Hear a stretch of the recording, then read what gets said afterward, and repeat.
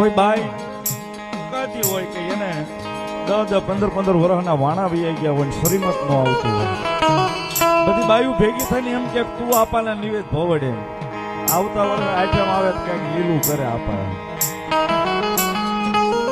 ભવડતા ભવડતા એ બાઈ માંગે સાહેબ, એક પુતરડો અમને આપો વાસંગી રાજા.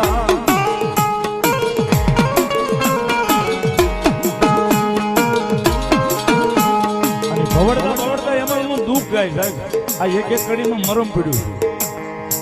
સાસુ સંગતા પેનડા મેળલા બોલે છે રાજા.